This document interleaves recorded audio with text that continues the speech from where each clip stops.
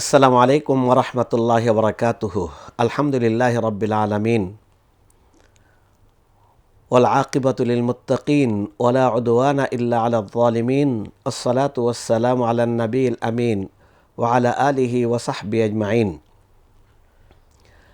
আসসালামু আলাইকুম ওরহমতুল্লাহি ওবরাকাতুহু। সম্মানিত দর্শক মণ্ডলী, দূরে এবং কাছে, দেশে এবং প্রবাসে যে যেখান থেকে আমাদের প্রোগ্রামের সাথে যুক্ত হয়েছেন সকলকেই পেনভিশন টেলিভিশনের সাপ্তাহিক আয়োজন তাফসিরুল কুরআন আল কারীম প্রোগ্রামের পক্ষ থেকে মোবারকবাদ এবং অভিনন্দন জানাচ্ছি।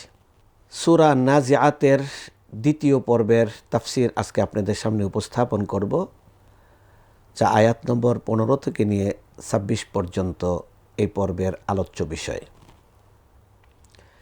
এই পর্বের আলোচ্য বিষয়ের মধ্যে রয়েছে পৃথিবীর কুখ্যাত আল্লাহ দাবি করা বা রব দাবি করা ফেরাউন, আর সবর এবং ধৈর্যের পরীক্ষায় উত্তীর্ণ মুসা আলাইহিস সালাতু ওয়াসসালামের ঘটনা।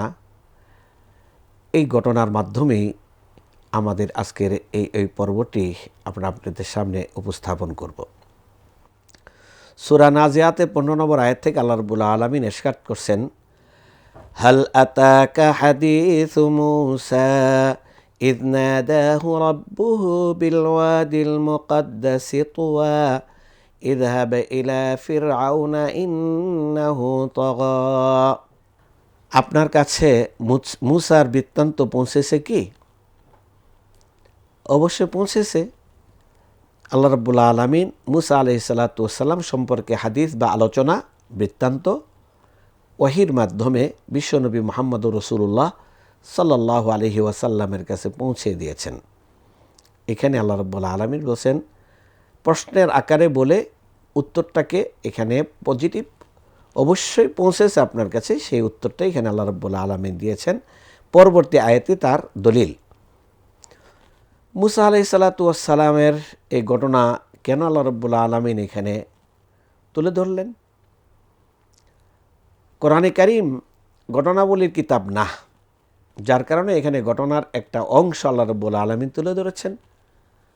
যেটুকু তুলে ধরার জন্য এই স্থানের দাবি বা এই আলোচনার দাবি। পূর্ববর্তী আলোচনা এখানে পরকালে জিন্দিগির যে সত্যতা রয়েছে, পুনরুত্থান যে হবে, হিসাব কিতাব, তার উপর আলোচনা করা হয়েছে। এই আলোচনার পরে আল্লাহ রাব্বুল আলামিন মুসা এবং ফিরআউন এর ঘটনাটির একটি অংশ এখানে আল্লাহ তুলে ধরলেন। কী কারণে তুলে ধরলেন? এক কারণ হলো মুহাম্মদুর রাসূলুল্লাহ সাল্লাল্লাহু আলাইহি ওয়াসাল্লামকে এর মাধ্যমে আল্লাহ সান্ত্বনা দিচ্ছেন। তিনি যেন তাকে নিজেকে প্রস্তুত করতে পারেন কাফের আল্লাহদ্রোহীদের সামনে দাওয়াত উপস্থাপন করতে গেলে সেখানে কষ্ট আসবে, ত্যাগ আসবে, সবর করতে হবে। মুসা আলাইহিস সালাতু ওয়াসসালামের উপর ত্যাগ এসেছে, নির্যাতন এসেছে, তিনি কষ্ট সহ্য করেছেন, সবর করেছেন। এটা তুলে ধরে আল্লাহ রাব্বুল আলামিন আল্লাহ রাসূলের কষ্টকে লাঘব করা, তাকে সান্ত্বনা দেওয়ার এই ব্যবস্থা করেছেন। দ্বিতীয়ত, আল্লাহ রাব্বুল আলামিন মানুষের সামনে তার কুদরতের বা তার ক্ষমতার বহিঃপ্রকাশ ঘটাইলেন, যে তার এলেম যে পূর্ববর্তী, বর্তমান এবং ভবিষ্যৎ সকল সময়ের জন্য প্রযোজ্য, সেটা আল্লাহ বললেন যে মুসা এবং ফেরাউনের ঘটনাটা মুহাম্মদ সাল্লাল্লাহু আলাইহি সাল্লাম বা মক্কাবাসী গবেষণা করে সেটা আবিষ্কার করার মতো ঘটনা নয়। এই ঘটনাটি আমি তুলে ধরেছি কোরআনে কারিমে। অতএব কোরআন সত্য, মুহাম্মদুর রাসূলুল্লাহ সত্য নবী, আল্লাহ রাসূলের সত্যবাদিতা এবং আল্লাহ রাসূলের রিসালতের সত্যতা, এর মাধ্যমে আল্লাহ রাব্বুল আলামিন এখানে তুলে ধরেছেন। 3 নম্বর বিষয় হলো, আল্লাহ রাব্বুল আলামিন যখন বান্দাদেরকে কোনো দাওয়াত দেন, তখন প্রথমে আল্লাহ রাব্বুল আলামিন আল্লাহকে মানার কথা বলেন, আল্লাহর তাওহীদকে গ্রহণ করার কথা বলেন। উলুহিয়াত যখন বান্দারা গ্রহণ করে না, তখন আল্লাহ রাব্বুল আলামিন রব হিসাবে তাকে যে নিয়ামত দিয়েছেন সেই নিয়ামতের কথা তুলে ধরেন। যে বান্দা, তোমাকে আমি সৃষ্টি করেছি, পৃথিবীতে বসবাস করিয়েছি, তোমাকে সুন্দর চমৎকার একটা আকৃতি দিয়েছি, জ্ঞান দিয়েছি, বুদ্ধি দিয়েছি, খাবার দিয়েছি, সব কিছু দিয়েছি। এই নিয়ামতের কথা স্মরণ করে যখন বান্দা আবার তাওহীদ গ্রহণ করে, তাহলে আলহামদুলিল্লাহ। না গ্রহণ করলে তখন আল্লাহ রাব্বুল আলামিন ইলমুত তাযকির, স্মরণ করায় দেওয়ার জন্য বিভিন্ন ঘটনাকে তুলে নিয়ে আসেন। তখন বলে, বান্দা তুই এত বড়াই দেখাস, তোর চেয়ে বড় দাম্ভিক ছিল ফেরাউন, নমরুদ, সাদ্দাত, কারুন সহ এই পৃথিবীর বড় বড় দেহের অধিকারী, বলিষ্ঠ ক্ষমতার অধিকারী, তাদের অবস্থা কি হয়েছে দেখছো? তাদেরকে এই পৃথিবী থেকে আমি নিশ্চিহ্ন করে দিয়েছি। এটাকে বলা হয় ইলমুত তাযকির বিআইয়ামিল্লাহ। আল্লাহর দিনগুলোর কথা স্মরণ করে দেন। যেদিন আল্লাহর দিন, সেদিন ফেরাউনের কোনো ক্ষমতা তাকে রক্ষা করার জন্য, নিষ্কৃতি দেওয়ার জন্য সেখানে সহায়ক ভূমিকা পালন করেনি। তার রাজত্ব, তার প্রতিপত্তি, তার প্রভাব, তার ক্ষমতা, তার বাহিনী, কোনো কিছুই তাকে সেদিন নাজাত দিতে পারেনি। অথচ সে নিজে ঘোষণা করেছিল, আনা রাব্বুকুমুল আলা, আমি সর্বোচ্চ রব। এটা আল্লাহ রাব্বুল আলামিন এখানে তুলে ধরলেন। তাহলে এই ইলমুত তাযকির বিআইয়ামিল্লাহ, এর আলোকে আল্লাহ রাব্বুল আলামিন ঘটনা প্রবাহ কোরআন কারিমে তুলে ধরেছেন। এরপরে আল্লাহ রাব্বুল আলামিন সূরা হুদে বলছেন, অকুল্লান নাকুসু আলাইকা মিন আম্বাইর রুসুলি মা নুসাব্বিতু বিহি ফুআদাক। আমি রাসূলদের ঘটনা কোরআনে কারিমে তুলে ধরেছি যাতে আপনার হৃদয় সুদৃঢ় হয় এর মাধ্যমে। মা নুসাব্বিতু বিহি ফুআদাক।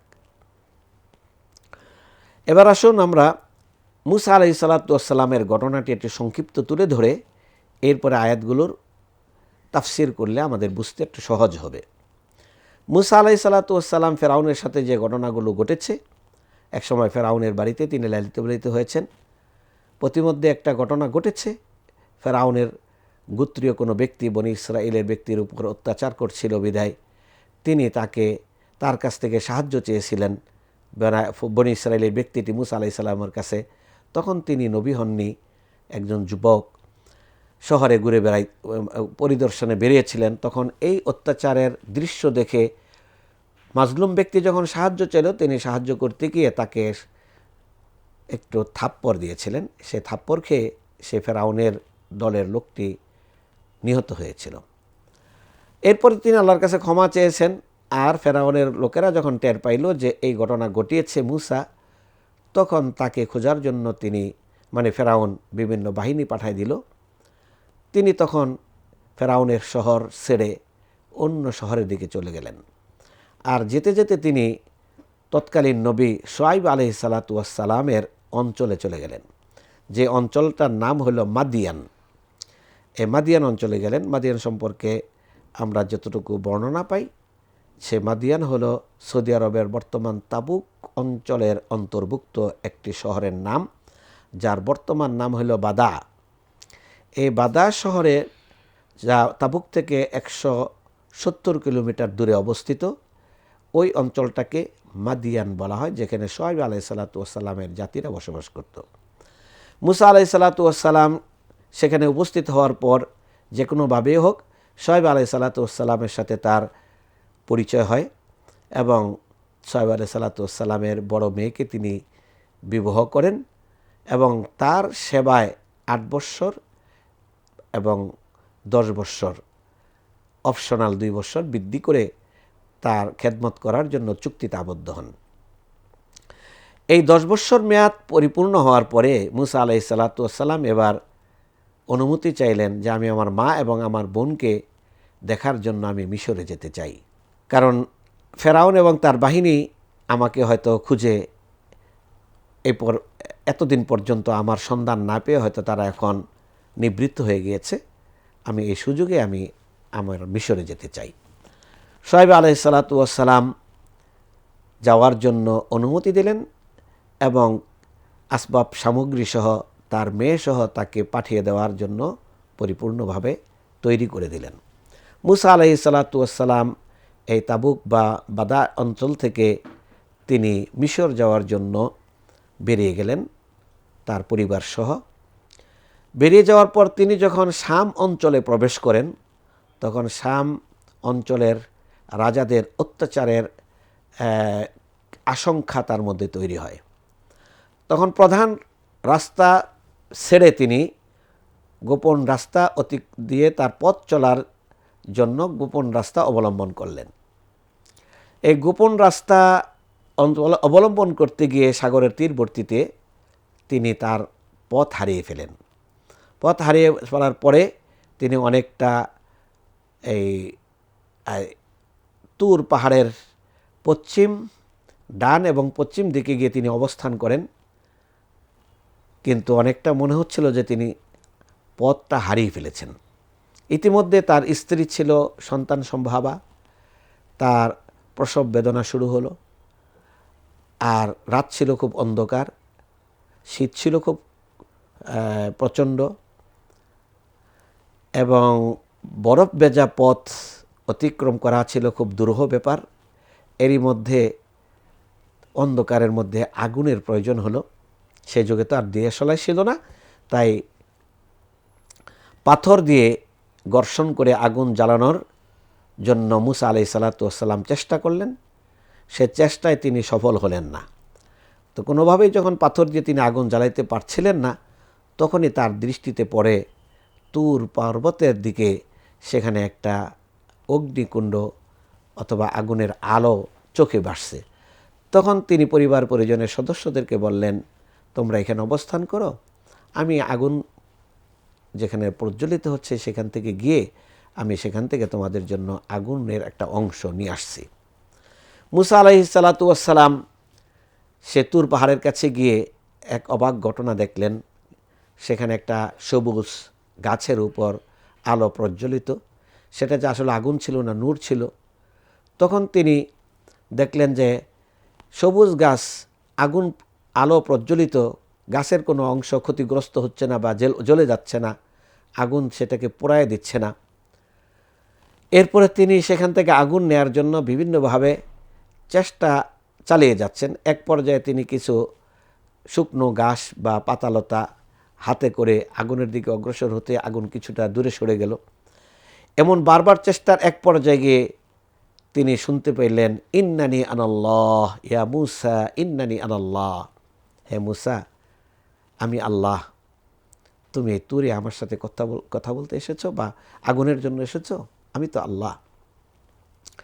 তিনি শুনতে পেলেন আওয়াজটা কোন দিক থেকে আসছে, তিনি সেটা খুব ভালো করে ধরতে পারছেন না। ডান বাম, উপর নিচ, সামনে পিছনে কোনোটাই তিনি ভালো বুঝতেছিলেন না। তখন তিনি আল্লাহ রাব্বুল আলামিনের পক্ষ থেকে আওয়াজ শুনে প্রশ্ন করলেন, আল্লাহ, আমি কি ফেরেশতার মাধ্যমে আপনার সাথে কথা বলছি নাকি সরাসরি আপনি আল্লাহ আমার সাথে কথা বলছেন? তখন আল্লাহ বললেন, ইন্নানি আনাল্লাহ লা ইলাহা ইল্লা আনা ফা'বুদুন, আমি হলাম আল্লাহ, তুমি সরাসরি আল্লাহর সাথে কথা বলছো।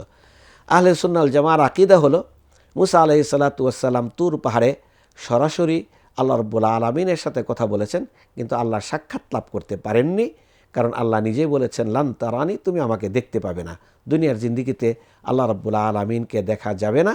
এই বিষয়টি সে আয়াত দ্বারা নিশ্চিত হয়।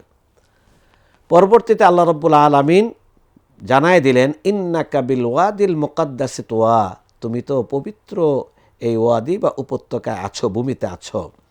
এই পবিত্র ভূমিটা নিয়ে কোরআনে কারিমে সূরা তাহার 12 নম্বর আয়াতে আল্লাহ রাব্বুল আলামিন যেমন বলেছেন, ইন্নী আনা রাব্বুকা ফাখলা'না আলাইকা ইন্নাকা বিল ওয়াদিল মুকাদ্দাসি তুয়া, আমি আল্লাহ, তুমি এখানে জুতা খুলে এরপরে পাহাড়ে উঠো, আমি বিল ওয়াদিল মুকাদ্দাসি তুয়া, এই পবিত্র উপত্যকায় আমি রয়েছি, তুমি রয়েছো, ইন্নাকা বিল ওয়াদিল মুকাদ্দাসি তুয়া।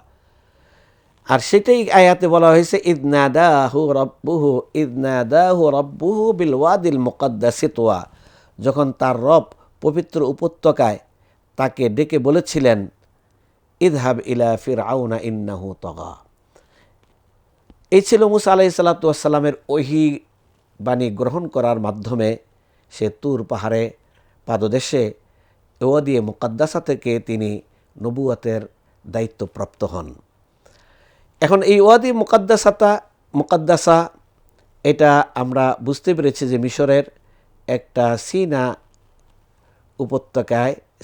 উপত্যকায় এটা অবস্থিত। আর এইখানে মুসা আলাইহিস সালাতু ওয়াস সালামের সাথে যেমন আল্লাহর সাথে কথা বলেছেন, নবুয়ত প্রাপ্তি তার সেখানে হয়েছে এবং এই জায়গার একটা স্বতন্ত্র বৈশিষ্ট্য রয়েছে, সম্মান রয়েছে। যেমনিভাবে আমরা বাইতুল্লাহ আল্লাহর ঘরের সম্মানিত ঘর হিসাবে উল্লেখ করি, আল মসজিদুল আকসা, হ্যাঁ মসজিদ আকসা আল্লাহর ঘর, আল মসজিদুল নববী বিল মদিনা, মদিনায় মসজিদে নববী, এগুলোর কিছু সম্মান রয়েছে। এমনিভাবে এই তুরে মুকাদ্দাসা বা ওয়াদি মুকাদ্দাসা এটারও সম্মান রয়েছে। এই সম্মানিত জায়গার কথাটি এখানে আয়াতে ইঙ্গিত করা হয়েছে। এবার আসুন আমরা জেনে নিই আয়াতগুলোর একটু তাফসীর। ইযহাব ইলা ফিরআউনা ইন্নাহু তাগা, ফেরাউনের কাছে যান, সে তো সীমালঙ্ঘন করেছে। এর মধ্যে অনেক কথা রয়েছে। সূরা শুআরার মধ্যে আল্লাহ তুলে ধরেছেন যে আমি ফেরাউনের কাছে যাব, সেখানে লালিত পালিত হইতেছে, সে তো আমাকে হত্যা করবে।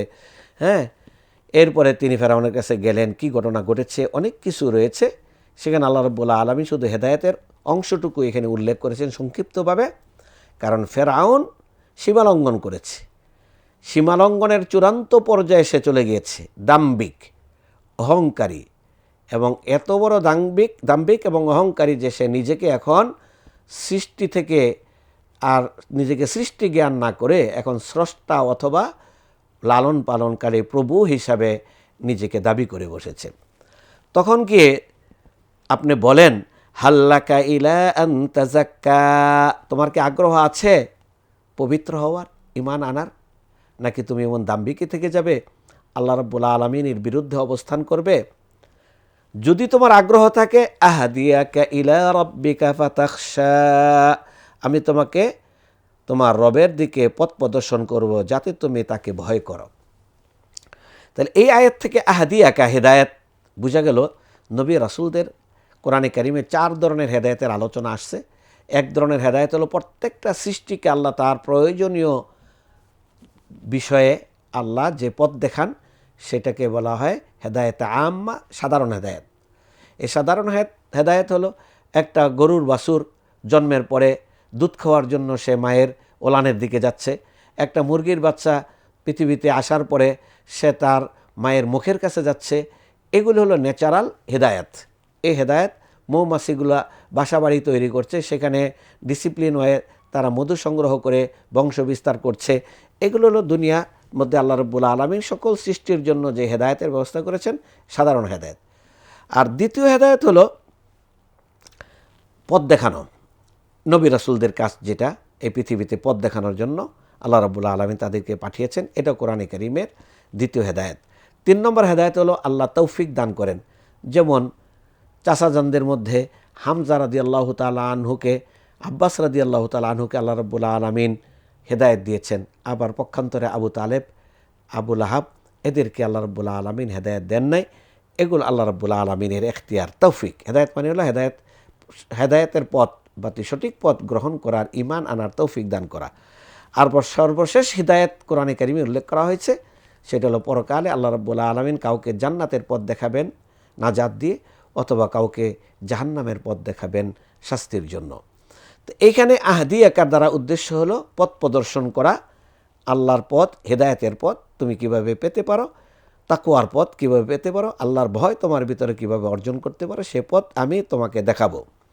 সে যখন কোনো অবস্থাতেই মুসা আলাইহিস সালাতু ওয়াস সালামকে আল্লাহর নবী হিসাবে মানতে রাজি নয়, তখন ফাআরাহুল আয়াতাল কুবরা, মহান রব্বুল আলামিন ফেরাউনকে আয়াতুল কুবরা, বড় বড় নিদর্শন দেখাইলেন। আমরা সবাই জানি মুসা আলাইহিস সালাতু ওয়াস সালামের বড় নিদর্শনের মধ্যে একটা হলো লাঠি, যেটা দ্বারা তিনি মাটিতে ছেড়ে দিলে সেটা সাপ হয়ে যেত, এটা মুআজিজা। আর দ্বিতীয় ছিল ইয়াদুল বাইদা, হাত বগলে নিয়ে বের করলে সেখান থেকে সূর্যের রশ্মির মতো আলো বেরিয়ে আসতো।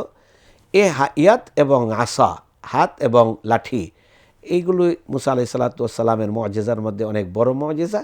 এর বাহিরেও আরও অনেকগুলো মুআজিজার বর্ণনা কোরআনে কারিমে রয়েছে। তা আয়াতুল কুবরা, বড় নিদর্শন বলতে এটাই বোঝায়। মহান নিদর্শন বলতে এই দুইটাকেই সবাই উদ্দেশ্য করে। আর এই আল্লাহদ্রোহী হেদায়েতের পথ গ্রহণ না করে বরং সে কাযযাবা, সে দাম্ভিকতার কারণে মুসাকে মিথ্যা নবী বলল এবং সে আরও অবাধ্য হয়ে গেল। হ্যাঁ, সে কিন্তু মিথ্যা আরোপ করলো এবং অবাধ্য আরও তার অবাধ্যতা বেড়ে গেল, কারণ এতক্ষণ আল্লাহকে মানে নাই, এখন নবীও মানতেছে না। তাহলে ইমানের দুইটা বিষয়কে সে অস্বীকার করলো। সুম্মা আদবারা ইয়াসআ, তারপর সে পিছনে ফিরে গেল, প্রতিবিধানে সচেষ্ট হলো, অর্থাৎ মুসা আলাইহিস সালাতু ওয়াস সালামকে হত্যা করা অথবা তার প্রতিরোধ করা, সে যে মিথ্যা এটাকে প্রমাণ করা। এই জন্য জাদুকরদেরকে সমাগম ঘটাইল। জাদুকররা যখন দেখল যে জাদু এবং মুজিজার মধ্যে বিস্তর পার্থক্য রয়েছে, তার ফেরাউনের দলবল সেরে গিয়ে জাদুকররা নিজেরাই আল্লাহর প্রতি ইমান নিয়ে আসলো। ফাহাশারা ফানাদা, সকল মানুষদেরকে সে জমায়েত করলো এবং সবার সামনে তার ক্ষমতা প্রতিষ্ঠিত করার জন্য সে বড় উচ্চস্বরে বলে উঠল, আনা রাব্বুকুমুল আলা, আমি তোমাদের সর্বোচ্চ রব।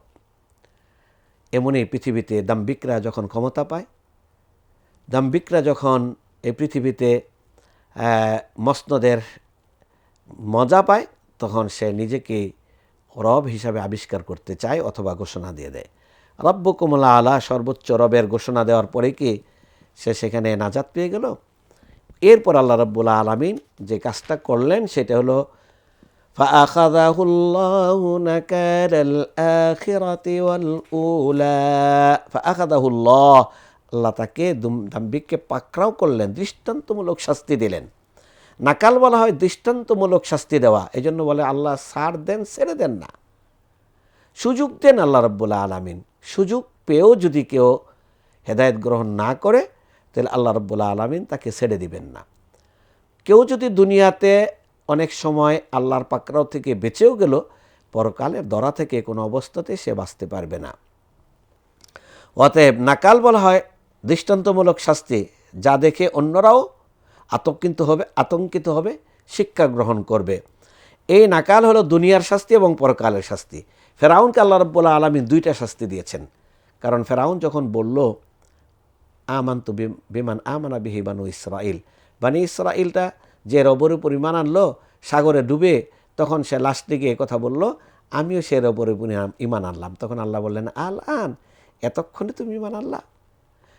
তুমি যে তোমাকে আজকে আমি দুইভাবে পরবর্তীদের জন্য উপদেশ হিসেবে রেখে দিলাম। ফালিয়াউমানুনাজ্জিকা বিবাদানিকা, তোমার দেহটাকে আমি পচাবো না, সংরক্ষণের ব্যবস্থা করে রাখবো।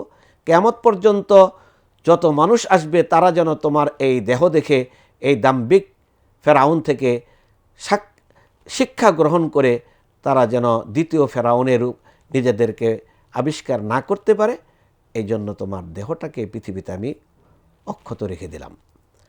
আর নাকাল আল আখিরা, পরকালের শাস্তি, যে শাস্তি পরকালে আল্লাহ রাব্বুল আলামিন এই দাম্ভিকদেরকে দিবেন, সেটাও আমাদের জন্য শিক্ষা। এটি আল্লাহ রাব্বুল আলামিন 26 নম্বর আয়াতে বলতেছেন, ইন্না ফি যালিকা লাইবরাতান লিমান ইয়াখশা। এই যে ফেরাউন এবং মুসার ঘটনা তুলে ধরা হলো, এই ঘটনার মধ্যে ইবরাত রয়েছে, শিক্ষা রয়েছে। কাদের জন্য? লিমান ইয়াখশা, যারা আল্লাহকে ভয় করে পৃথিবীতে শিক্ষা গ্রহণ করতে চায় তাদের জন্য। কোরআনে কারিম একটা ঘটনা শুধু মজার জন্য নয় আল্লাহ তুলে ধরেন না, বরং আল্লাহ বলছেন লাকাদ কানা ফি কাসাসিহিম ইবরাতুন লিউলিল আলবাব, এই ঘটনার মধ্যে তাদের জন্য রয়েছে উপদেশ। অতএব মুসা এবং ফেরাউন এর ঘটনা থেকে যদি আমরা উপদেশ গ্রহণ করে আমরা মনে করি ক্ষমতার মসনদ চিরস্থায়ী নয়, ক্ষমতার মসনদ পেয়ে ধরাকে সরা জ্ঞান করার কোনো সুযোগ নেই, আজকে ক্ষমতা আছে তো পরের দিন ফেরাউনের মতো এই ক্ষমতার মসনদ তো যাবেই, বরং আমার নিজের অস্তিত্ব আল্লাহ রাব্বুল আলামিন নিশ্চিহ্ন করে দেবেন। যুগ যুগ ধরে পৃথিবীতে দাম্ভিকদেরকে এই শাস্তি আল্লাহ দিয়েছেন। এই শাস্তি থেকে আল্লাহ আমাদের সকলকে শিক্ষা গ্রহণ করে হেদায়েতের পথে পরিচালিত হওয়ার তৌফিক দান করুন, আমিন। ওয়াসাল্লাল্লাহুম্মা আলা নবিয়িনা মুহাম্মদ ওয়া আলিহি ওয়া সাহবিহি আজমাইন। আসসালামু আলাইকুম ওয়া রাহমাতুল্লাহি ওয়া বারাকাতুহু।